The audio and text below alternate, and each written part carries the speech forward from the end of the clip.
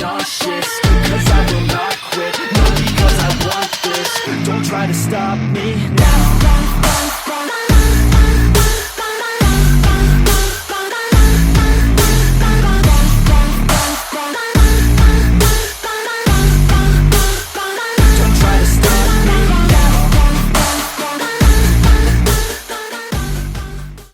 Hi, welcome back to the Team Turner YouTube channel. In the shop today, I've got something really special. It's a 2023 Toyota Corolla GR. Belongs to my brother, it's Josh. He's going to be a big part of the channel coming up. And this is his new car that he just bought, one of a few he has. What we're going to do today is we are going to install a little bit of a subwoofer and a stereo setup in the trunk of this thing.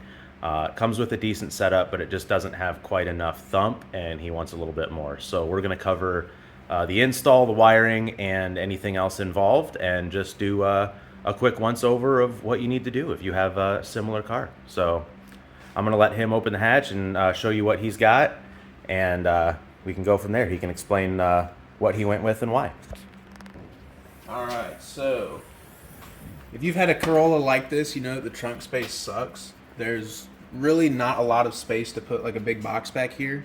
I was fortunate enough, I had a 22 XSE last year that had the increased trunk space option, so I was able to run like a big box. But with the raised floor at this and having the battery in the back, you only get about 14 inches of vertical height, which kind of limits you to what box you can use. I was able to track down downward firing subwoofers, which I hadn't heard of, but basically it's a box that you mount down and then it's got a sub on the bottom, so that way you still have some extra space to work with, and it usually takes up less space. You can stack on top of it.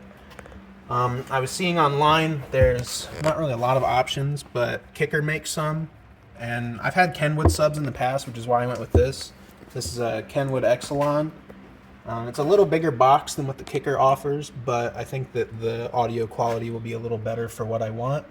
And the box seats nice up against the rear seats. It's like the same angle as the seats, so it all fits pretty well. I also found out if you've got the OEM rear rubber mats, like the all-weather mats, that this box for this Kenwood fits perfectly inside of the grooves on the rubber mat. So I don't know for sure if we're going to mount it down or bolt it down with brackets or something, but I've had it in here for a few days driving the car hard and it hasn't moved. So I think we might have lucked out there, but the angle of the box fits perfectly up against the back of the seat, so kind of That is really handy. looks like it was made for it. And I think that that'll probably be just fine for what we're wanting to do. So I think we'll be able to get away with letting this be freestanding in the trunk. I don't think it's going to slide around. I mean, I've been kind of driving the car hard and taking corners in hopes that maybe I'd move this and we'd see, but looks like it's pretty sturdy. So I don't think that'll be an issue, but this is an Alpine S-A60M. I believe it's a 300 watt mono amp. I've used this amp across a few different cars before, and kind of the reason why I go with this one is because normally you'd need a remote turn-on wire, something to kick the amp on when the radio turns on. This one is smart and basically knows to use signal outs from the speakers, so you can basically, anytime it senses signal from the RCAs, it kicks the amp on. Because normally with these cars you'd need to kind of tap something in line. I know there's harnesses that you tap in line and it acts like a line out converter, gets you your RCAs and your remote turn on to the back. This, all I have to do is tap into the speaker wire in the door, run RCAs back from that, and that's enough to kick the amp on. So not only does it save me money with not having to get a line out converter, it also just saves a lot of time because we don't have to tear the head unit out, splice into it, run extra wire. It's really convenient. So, and all in all, I mean, we did this install on my 22 XSE, and it was kind of a pain because we had to run wire from the front through the firewall to the back. This one with the GR, the battery's in the trunk, so I'm gonna guess we probably need like 3 or 4 feet maybe of 4-gauge wire maybe from if the battery, and I think that that'll be it. So it should be a relatively easy install and probably not gonna be too time consuming. Cool. Well, let's dive into it. So what we're going to try to do now is figure out just the best way to run the cable. With these cars, the way the trunks are set up, there's a pocket on both sides. What I'm thinking we can do is probably run under this foam piece that we got that sits over the battery, run up and over to the top, and I think that that'll be clean. It'll be out of the way, kind of tucked in that pocket. I think we'll be able to kind of get it out of the main area that way. I agree. I think if we run the power cable over here past where the negative is, and then we'll ground the negative right here, we'll run both the power and the ground out here. The foam ends here. Yep. So we'll run them out and then loop them back up over top to where the amp is going to sit. Yeah, I think So that'll be perfect. you'll have to do your own measurements for how your setup is, but that's how we're going to run it on this car. So with this foam piece over the battery, it looks like there's a little bit of give on this cloth piece where the pocket is. It looks like we should be able to just run right under. Yep, you can see that comes up through there. There it so is. The ground post is right at the top here. So I think that we'll be able to run both wires up. And then I'm guessing we'll probably need a few feet, come to the top of the amp, and then we should be okay. So it seems like a short wire run. It should be pretty straightforward. All right, so once we figured out where the cables are going to run, we've decided they're going to run out under here.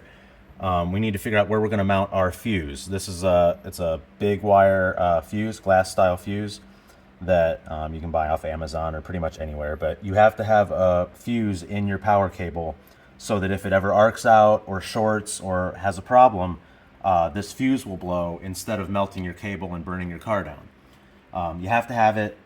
You don't have to, but you really should have it. If you don't, like I said, it's a fire hazard. So you want to mount this as close to the positive battery terminal as you can. And we found this really cool little bracket right behind the battery here. There's this little tab. We've checked, we've put the foam insert in the trunk, and there's tons of room under that spot.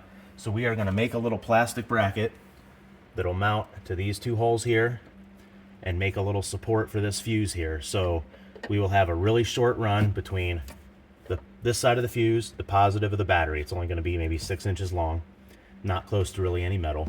And then out the other side of the fuse, we're going to loop it back on itself, come around this side of the battery to meet up with the negative, and come out over here. So I'm going to make that bracket. So depending on what amp you have, the fusing might be different. What you want to do is check your manufacturer specs for the amp and make sure you get the right fusing. Too little, and on amp startup, you'll probably blow the fuse. Too much, you run the risk of not having the protection you need, and it's not going to blow the fuse if there's a problem, or it'll be too late, might melt something. For that Alpine S-A60M, manufacturer spec calls for 60 amp fuse. So we just got these on Amazon. I want to say it was 15 bucks. If I can hold on to it. 15 bucks, not too bad. I've used ones like this in the past. Really all that's important is that you get the wire or the right gauge for the wire you have, and make sure that the fuse is the amperage rating that you need, and it should be just fine. The other thing that's important is just making sure that you have the right gauge wire for what you're doing. In our case, we're going to use 4 gauge wire. That might be a little heavy duty for what we're doing, but it's always better to be safe than sorry. Typically 8 gauge is pretty standard for subwoofer install. Usually that's more than plenty to handle the current that goes through that. But I mean, anything bigger isn't really going to hurt it. It's more just kind of a peace of mind thing at that point. So we're going to use 4 gauge. That's what we bought the fuse holder for and everything, so it should be all fine there. All right, so back to mounting the fuse in the car. I'm just going to make a simple plastic bracket. This is basically just textured black ABS plastic that you can buy off Amazon or anywhere, eBay. They use it for radio installations, panels, or any sort of flat plastic you use in a car or a boat or anything. What I'm going to do is I'm going to measure. I'm not even going to use a tape measure. It doesn't have to be exact. I'm going to set this down on the bracket, measure, mark where the holes are, draw out the basic shape, and then I'm going to take a little jigsaw and just cut it out. And yeah, we'll show you how we do that. All right, so this is just a scrap piece of plastic. I'm going to set it down on top of here. It needs to be round about that wide. Mark that. And then I'm also going to mark the distance where the holes are, just so I can drill it easier. I know I'm using a black Sharpie on black plastic. It is visible even if it doesn't show up on camera. So that's going to be the basic shape of the plastic. And then if I grab the fuse, I need the fuse to mount right in the middle of that, right here, give or take. And so I'm just gonna kind of round these corners off. It doesn't need to stick out any farther than the fuse itself. And just make that shape. So now I'm gonna take it over to the table, to the workbench, and cut this out. So this vise might be a little overkill, but it's what I'm gonna use for now.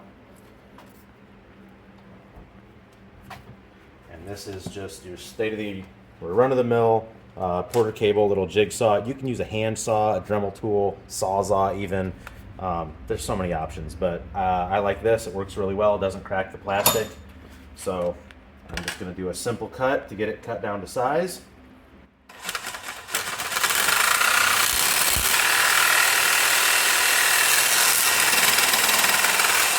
Boom. That's going to be our tab. And then I can see where I marked it. So I'm going to go back in. Don't want to clamp it too tight and deform it. But I'm just going to cut.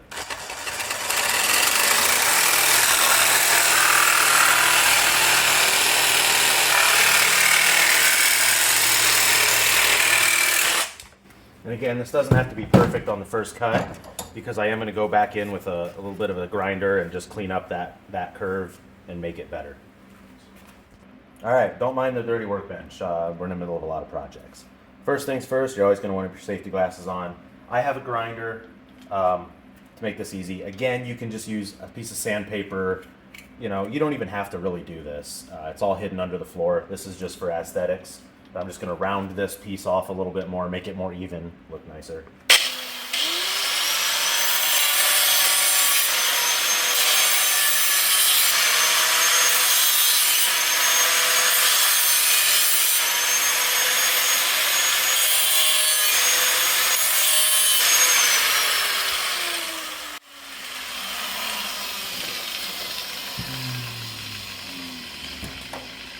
Okay. All right, so the next step, making this little bracket, is finding the marks. You probably can't see them on camera. The little marks I made where the holes in the car are, and I'm going to drill matching holes in the plastic so we can bolt the thing down.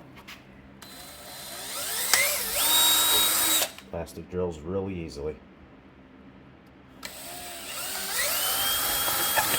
Okay. All right, so the next step is going to be marking the holes for the fuse to mount it to the bracket. And I have a really cool tool. You can get it from Harbor Freight, Amazon, anywhere. It's a marking punch. And what you do, you push it down, and it clicks and puts a mark where you want your holes to be. So what I'm going to do, I'm going to set that right in the middle, and I'm going to push that down there, center that hole up with my mark, and do that one too. So now I have both of my holes punched, and I can do the same thing I did before and drill them out like the other ones. All right, so the next step is going to be drilling those little holes to mount the actual fuse block to the bracket. Now I have, just in a parts box, I keep a bunch of hardware, just some random little screws, and you're going to want to find a drill bit that is just smaller than the diameter of those screws, because these are going to screw directly into the plastic to hold that down. But first I'm going to find my little marks that I punched, line the drill bit up on those, there.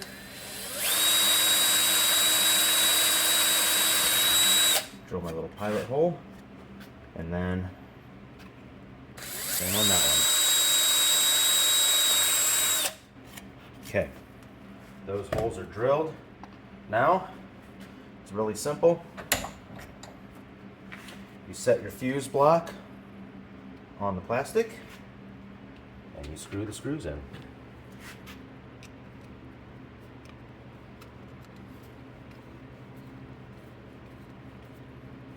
Just snug. You're just screwing into plastic. You don't want to strip it all out.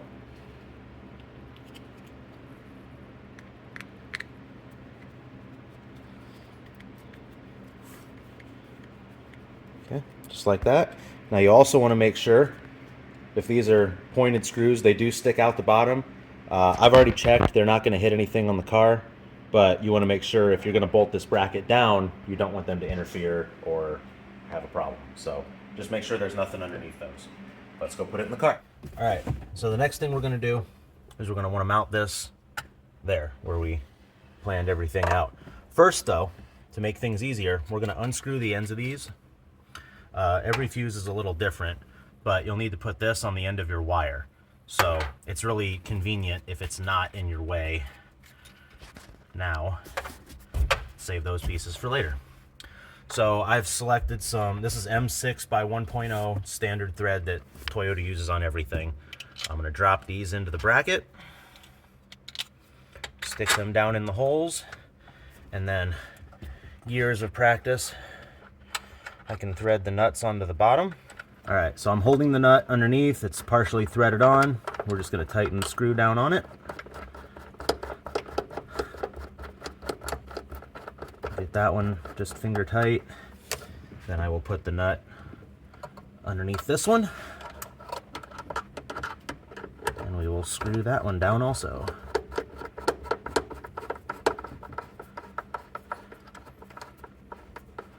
And now some nuts will actually grab. If not, I have a 10 millimeter, but these are gonna hold, so I'm just gonna snug these screws down tight. And boom. Fuse bracket, everything is mounted solid, and we've checked. We can put the foam over top of this. Nothing hits, there's plenty of room. Now time to move on to making the wires. All right, so a really cool thing we just discovered. So Toyota, this is the positive battery terminal here. This is the forward spot on the battery. This is your positive. Toyota actually gives you a place to hook up a positive amp wire right here. This is the main power wire that goes to the car. And this one is empty. It's almost like they knew what was gonna happen. So we're gonna run our power wire right to here and then down around the back to where that fuse block is. All right, you will also have to source an M8 by 1.25 thread nut. That's gonna go on that side post on the battery that Toyota leaves open. They don't give you a nut. I found this in my parts box. If you can't, it's great to find one with a flange on it because that will sit on top of the lug and really help it seat down nicely. So you'll need to source your own nut along with these lugs. All right, so now what I'm gonna do is I'm gonna take the 4-gauge wire. This is a positive wire, gonna run from the battery post to here, but we can't run it directly, obviously, because that's not where we're putting it. We're putting it on this side post here, and I think I want it to run down below. So I'm gonna hold it here, right about where it needs to go. Be careful, don't touch it to the stud, because it is live. And then I'm just gonna hold it here, you know, give or take, give it a little bit of extra, you know, and that's about how long your piece needs to be. Now I've already done this, and I've cut this piece, which fits perfectly. It's gonna go right into the fuse, it's gonna go right to the stud, and it's gonna look about like that when it's done. All right, so the first thing I'm gonna do to prepare this wire is I'm going to strip the coating off the ends of it. Now, they make actual tools for this. I don't have one that does this wire size that goes up this big, so I just use a knife, work my way around. Don't cut your fingers. I know, I've done it. And not quite through it, I guess. So 2 hours later. okay, all right. So now I've cut through the wire or the coating. Pull that off, and you're left with the bare wire. Now, I like to give it a nice twist. Now, the first thing I'm going to do is I'm going to put the lug on it, which goes on the battery. As you can see, you do need to twist it up real tight so it doesn't fray. And then this lug, make sure all the little strands get in there. It's going to fit right on the end of that wire. Now I have a really special tool that I bought off Amazon. It's not really that special, but it works really well.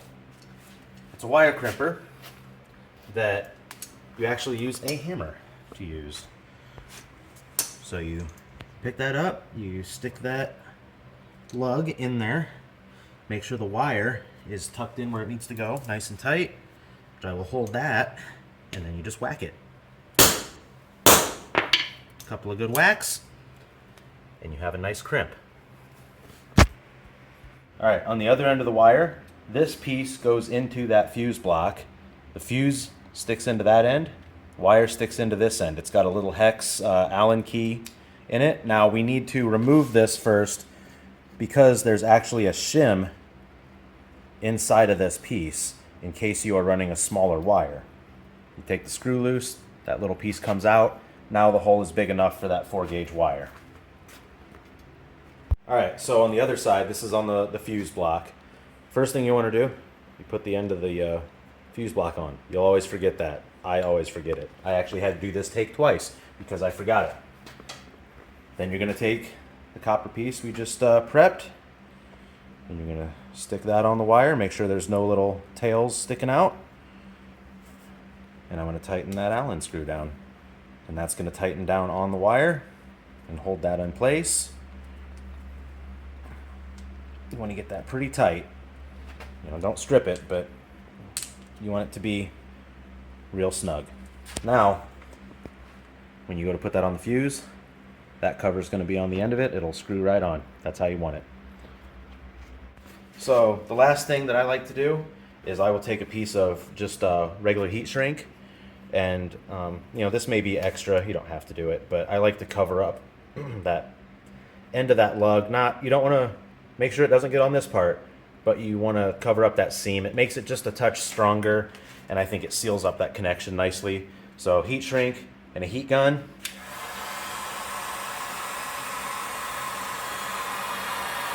There we go.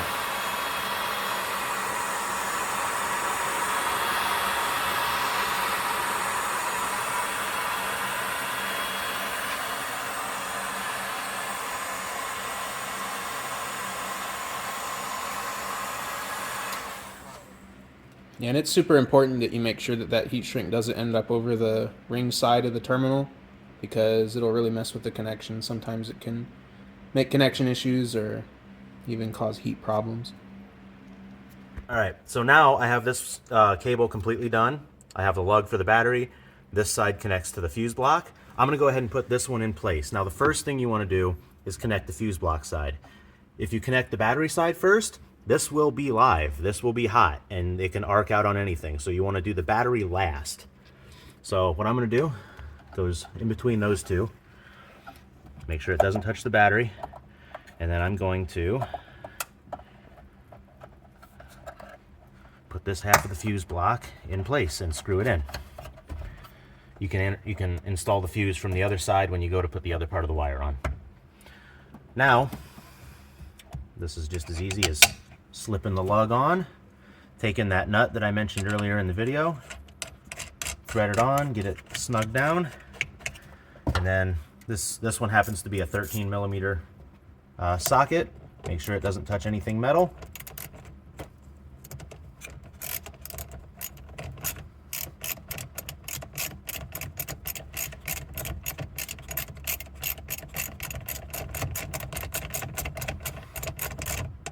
There we go. Just snug it down. Not too tight. You don't want to break anything, but you do want it to be snug. And there you go. That cable is done and ready to go. Alright, so the next thing we're going to do is run the negative. This is the ground wire. You want this to go to the chassis. The other end, which is not cut yet, is going to go to the amplifier. There's a negative spot in the amplifier for the ground. So we're going to get this mounted first. This is the factory ground wire off the battery. It is just a nice short little run to that block right here. We're going to use this bolt as our mounting spot for the ground wire. So first thing, I'm going to go ahead and take this bolt loose.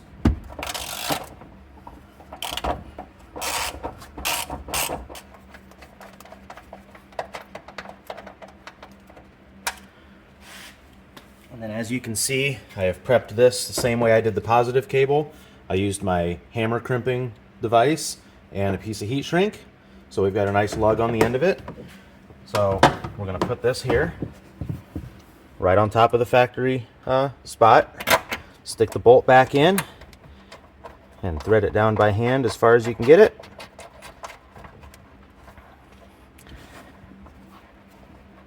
And then we're going to use the ratchet to send it the rest of the way. Now you want to make sure this doesn't twist. It's going to try to move, but just make sure it stays where it needs to stay.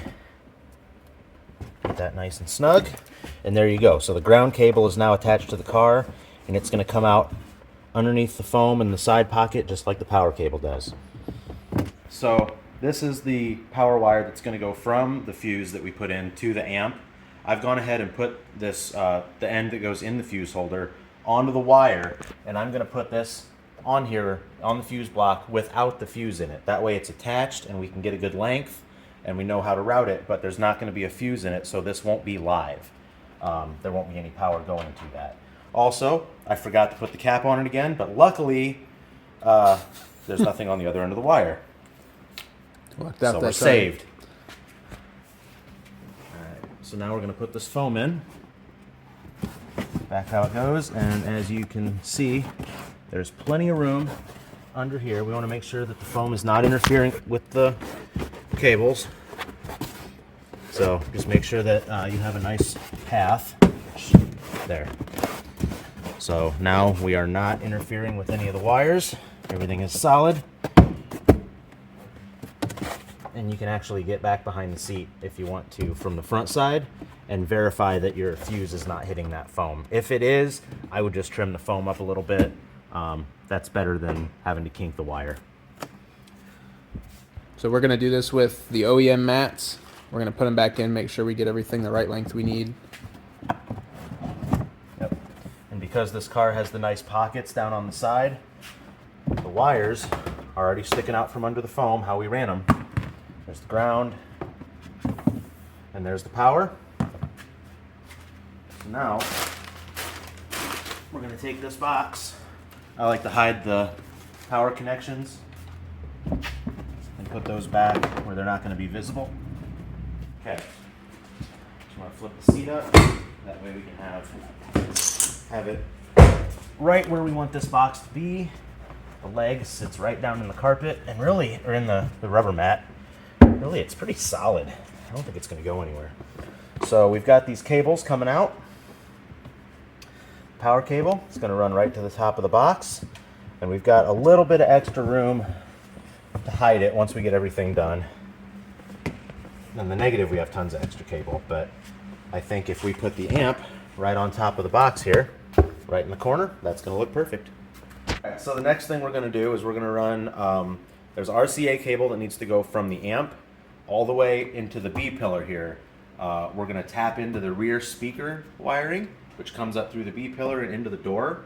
We need to tee into that just to get a signal for those RCA cables. We're also going to pull off the sill trim going up to the dashboard because we need to run a remote knob wire. There's a, looks like a phone cable, but it runs from the amp up here. You can control your bass from a remote knob. We're going to mount it inside the glove box, so we need to get up into here and get these plastic pieces off the car. I'm going to use a bone tool, plastic bone tool, so you don't scratch things, a flat blade screwdriver, and this trim removal tool.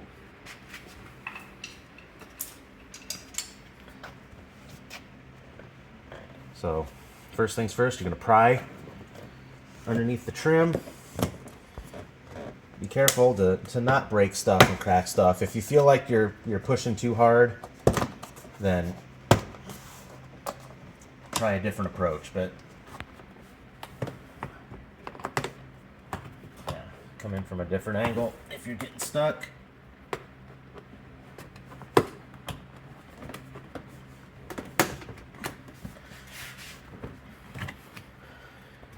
When all else fails, just rip it off. Kidding. There we go. So there's the clip. Yeah. So you've got here, here, here, and here. There's clips that stick down into the various pieces. So that is one piece off.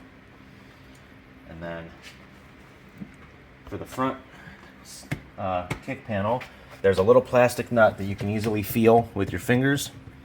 Should spin off by hand. Looks like that. And then that piece will come off also.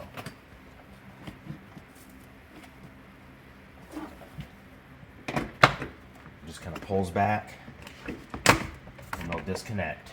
and you'll see your wiring and fuse boxes and stuff behind that. I like to just set that in there, put it on the seat or somewhere where you won't lose it. So now this whole area is open. We're going to start on the B pillar. The other thing about these cars too, the regular Corolla has a kick panel under the glove box. The GR doesn't, so it's all open under there. Oh yeah, weight Found savings. that out the hard way. Nice. All right, so the next thing I do is I pull this trim loose. It just slides onto the metal pinch weld around the door. You don't need to have a ton of it loose, but just enough to where you can get in between the metal and the B pillar.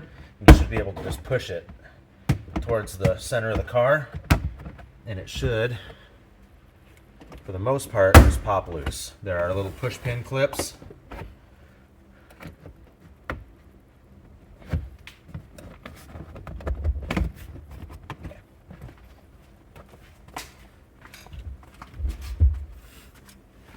Must be some more in the back. Okay, so I'm going to do the same thing with the rear. I'm going to go ahead and pull this seal away from the metal. It just pinches onto the metal. And then same on the back. I'm going to push the trim out and away. And actually the same on the front. We need to pop this sill plate. I know I'm kind of bouncing around, but certain pieces attach to other pieces, and sometimes you just gotta pull one thing before you can pull the rest. So, here we go. Sill plate covering the passenger door, and then, there, that was what was holding us back. So now, you can disconnect the lower part of this trim from the upper, just kind of pull it out and wiggle it. You'll get the feel of it if you've ever done an interior of a car before. So we've got some push pins here, and we've got some clips that the trim sits in. There's these little tabs here that go into the upper trim. There's just a variety of different clips and fasteners. Be careful not to break those. These cars luckily are still new, so you don't have too much of a problem with plastic being brittle or anything like that. Next, we find the wire harness here that goes into the door. It comes into the car right here. And Josh is going to take over. He knows what wires to get into. So for the right rear door, the signal wire to the speakers are this purple and pink wire in here. This whole harness is a bunch of white and grays and black stripe wires. These are the only real colored wires in this harness running down. These are what you're going to want to splice your RCAs into that will run into the amp. So what we're going to do is we're going to cut this tape back, isolate these wires, and then I'm going to strip these down and solder in kind of a T and run that into my RCAs.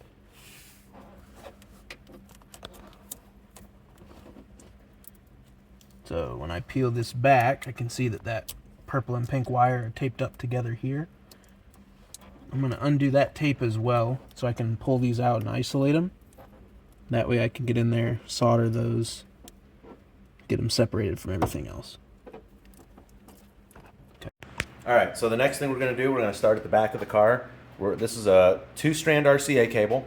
Make sure that for this job, I like the kind that has a split. You can just pull these apart, rip them, because once we get past the trunk, we need to split them off and run one of these to the right door, one of these to the left door, because we're going to get a signal from both doors to come down to this amp.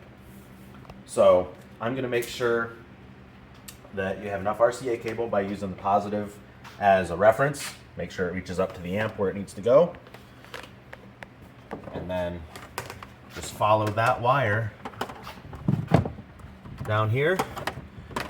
And I'm going to mark this spot, which is about the center of the car. We're going to split the RCA cable here and run one to each door. So now I'm going to run one of the single-sided RCAs to this B pillar from the trunk where I've got it centered here. So it will fit. I kind of felt my way through. It will fit through this hole. We're going to run it all the way through and then tuck it down. Got my damn way. Yeah. Cool. All All right, make sure to just keep this wire away from any sharp edges and just kind of tuck it under the seat. I make sure it goes behind the seat belt so you don't get that all tangled up, and then run it. Nope, I lied. It needs to go in front of the seat belt. So we're gonna put it down all the way. Okay. If you want to come back over here and just kind of fish it through, make sure. I think I'm gonna run it. It won't fit underneath those wires, so yes, this is how it's gonna run, just like that. And I'll probably zip tie it to that harness there. We've got enough to get where we need to go up into the door. Do you remember how long these RCA cables were when you bought them? I don't, honestly. I think they might be, I think they're 12 foot, but I don't know for sure. Okay, well, we're gonna end up cutting them down anyway, so it doesn't really matter too much. There we go. So inside of the RCA cable, there is a wire inside of that clear sheathing, and then there is a braided shield around it that we are going to take that braided shield, and that is actually the negative wire to the speaker.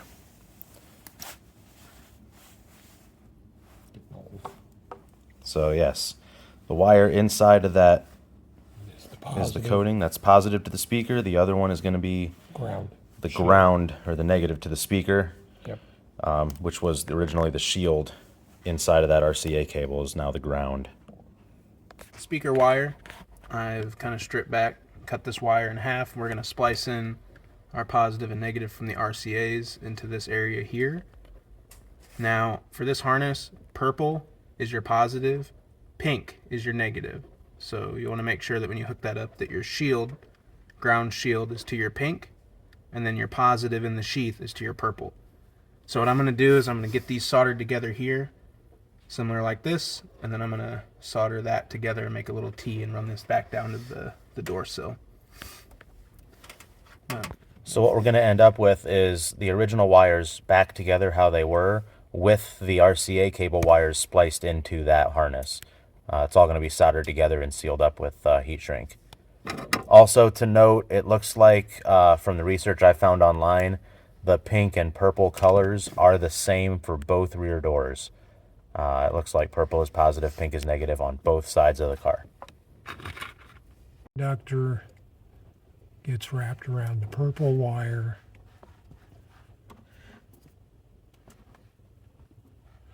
The ground gets wrapped around the pink.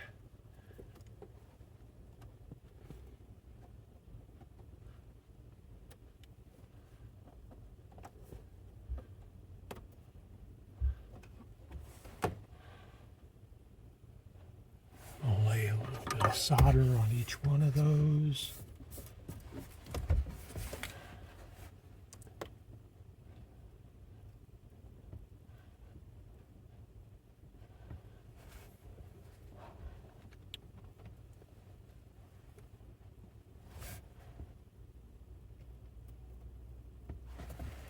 Okay, you can let go of it. It was connected.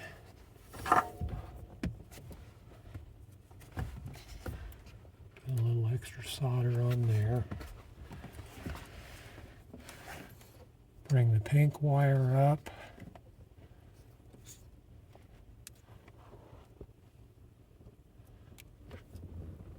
And attach it.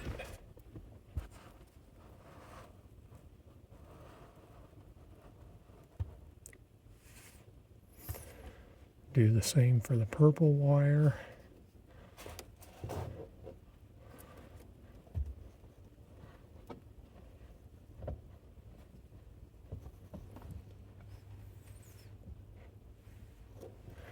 Okay. Slide the small heat shrink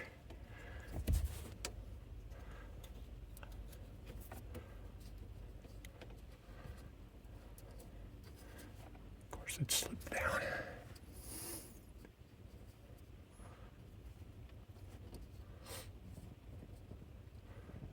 Wouldn't you know?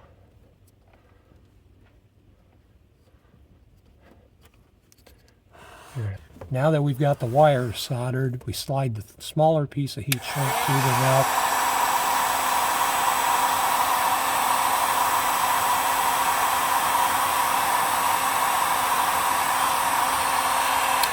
Seal up that center conductor. Then we bring the larger piece up and cover the whole thing.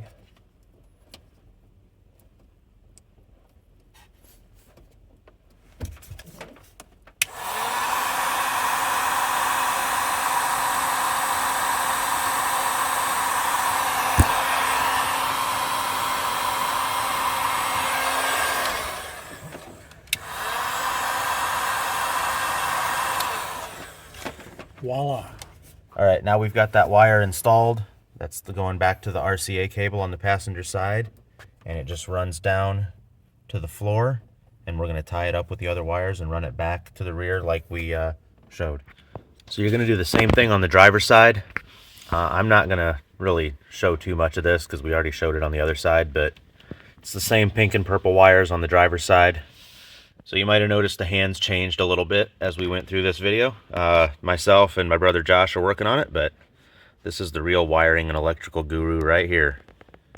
Les Turner, our dad, and master electrician. He's responsible for every special little wiring project that we do, and most of the stuff in the van that lights up, so. All right, so we did end up trimming the foam. This is where the wire comes out of the fuse block. When it wraps around and goes back around to the side, we just cut this little hole here with a knife and a little hacksaw to just make some clearance for that wire so it wasn't putting any stress on it. All right, so the last wire we have to run is this. This is for a remote control knob for the boost. Turns up and down the base up at the dash. You don't have to do it on the amp itself. So just a remote wire. I'm going to run it the same way I did with the RCA. I'm going to run it down around underneath the seat and just kind of pull it through. And I'm going to tuck it down underneath. But instead of stopping part way at the B-pillar, we need to run this all the way up to the dashboard. So now we have to move up to the front door.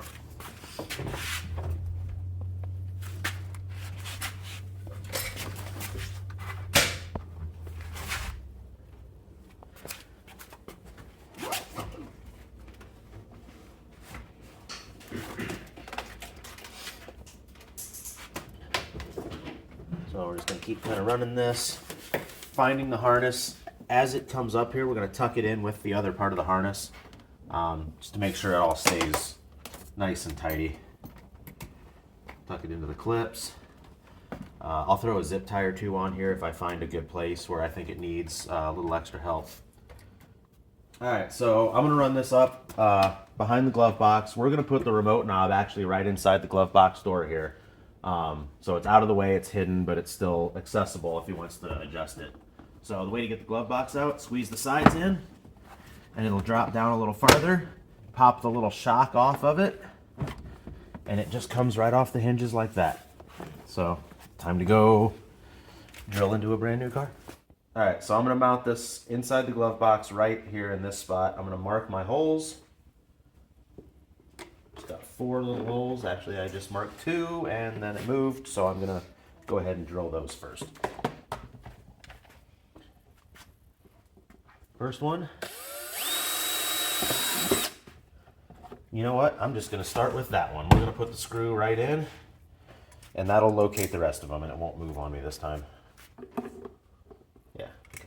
So we're going to run that screw right here. Then again, make sure that when these come out on the back side, they're not hitting anything important.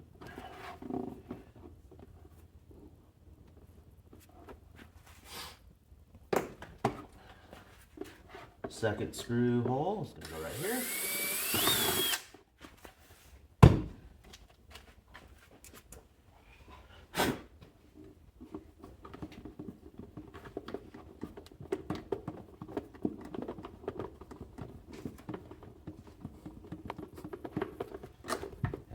drill the other two now on the bottom.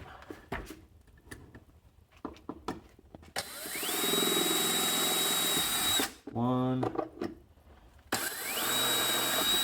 two.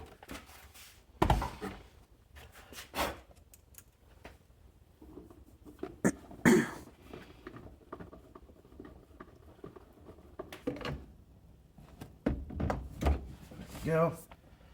Glove box shock back on, and just bump it up, and now the glove box is back installed. Now I'm going to take this wire with a clip and basically attach it back to the back of the glove box so it doesn't fall down behind. All right, so now we're putting the interior back together, starting with this piece. It's pretty simple. Line up the tabs and the holes and everywhere they go. I like to start at the top. Just kind of pull the seals back, make sure that it fits underneath the seals right. Make sure you're not pinching your wires. And then you just kind of smack it back together. Make sure your seals go back on straight. And then on the front side, it's the same. There's a couple of little clips. Everything snaps together real easy. So the next piece goes down here on the floor. It's the one we pulled out from underneath the seat. It does tuck under just a little bit, but it's not that hard. You just kind of pull up on the seat, it'll flip down underneath it. Line up the clips, and now that piece is installed. Lastly, this piece on the front, very similar. Just line up the clips with the piece it matches up with, give it a couple good smacks, and now that's installed. And in the glove box, pull the glove box down, we hid the switch right here at the top. That way he can control his bass remotely, not have to get to the amp. We'd have just a nice remote switch inside the glove box to get to. All right, so what I've done, we have the trunk floor back in, the foam and everything underneath it back in. As we showed before, the wires are all running out the right side into the pocket in the floor. We've got the power and ground. I'll explain this in a minute. That's the big power and ground wires. We've got, this is the hookup for the remote knob, and then we've got the RCAs, which we showed you how to wire into the back door B-pillars to get that signal.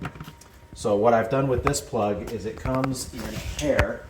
There's two halves, and it's an industrial style plug. They use them to charge electric forklifts and all kinds of things that need to be disconnected. So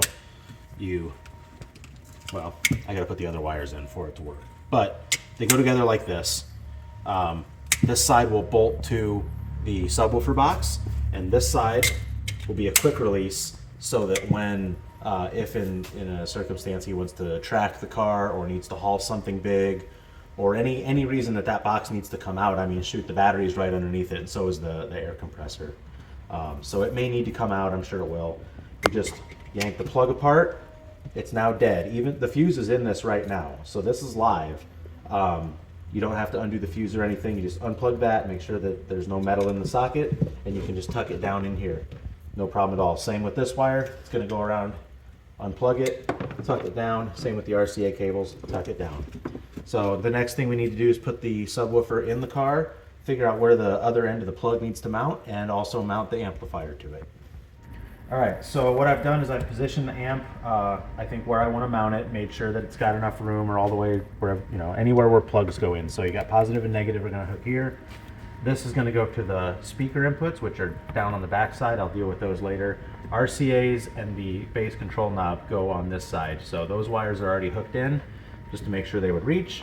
I'm going to go ahead and take this power wire and set it kind of where I want it. I think I want to put it right about here. That way we can still, you can reach in and disconnect it right here.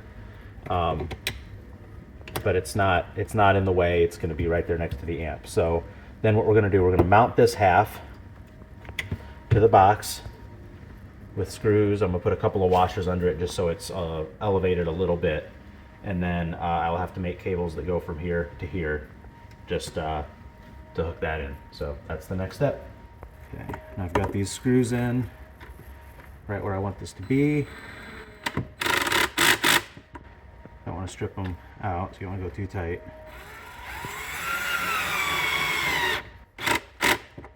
Okay, just like that. And there's a washer underneath each screw just to raise this up a little bit so that this will slip under it without getting bound up on the carpet. I think it's getting close.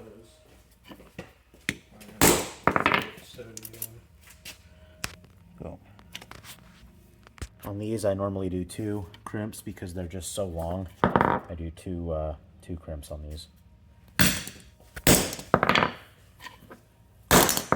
There we go. This tool's fun. You get to hammer stuff.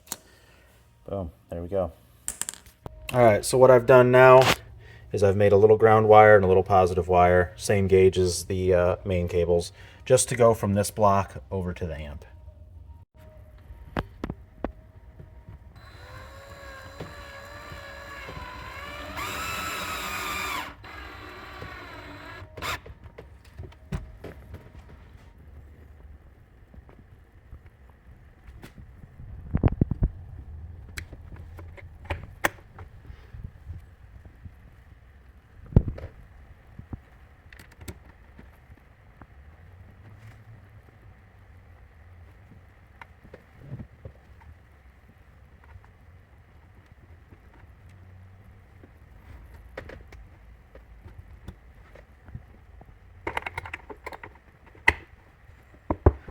There you go, nice and tidy.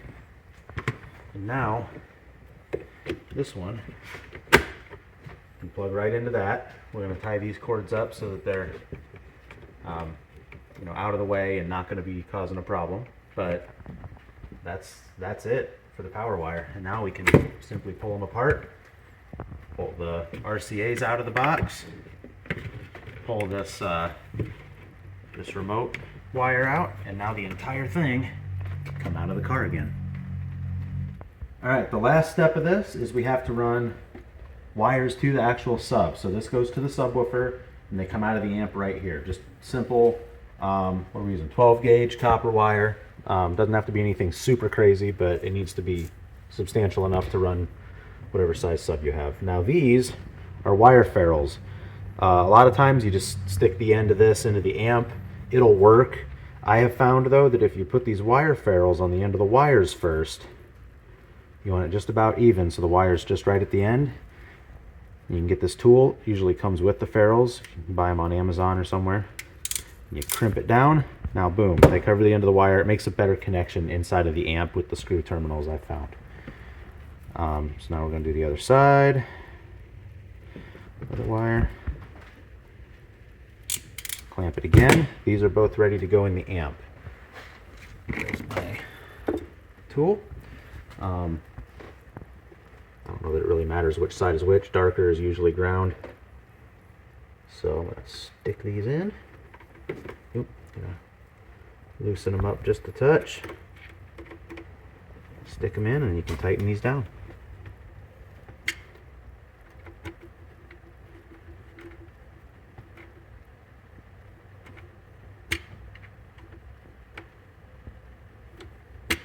Okay, now these are secure. I'm going to use one of these little wire tethers. Get the zip tie off.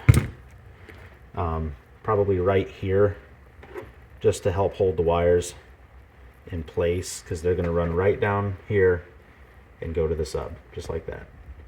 That's all going to be hidden behind the seat, but I think that's the best, nicest way to have your wires managed and clean. So now I'm putting these wires into the terminals of the subwoofer box. You need to make sure these are really wound tight.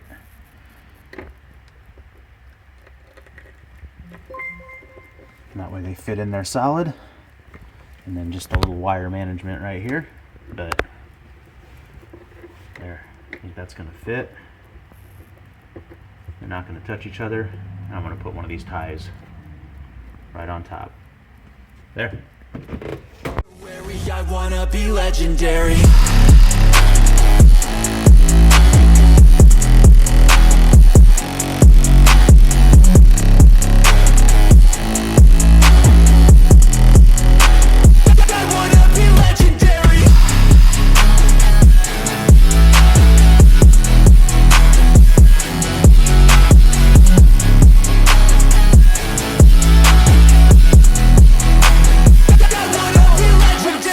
out of the gate, I'll be last place, that's alright. I don't work at a fast pace, I'm a steady horse creeping up, straight passing. And once I pass you, no one's getting past me. I've seen people hit walls and they stop there. I don't get that much.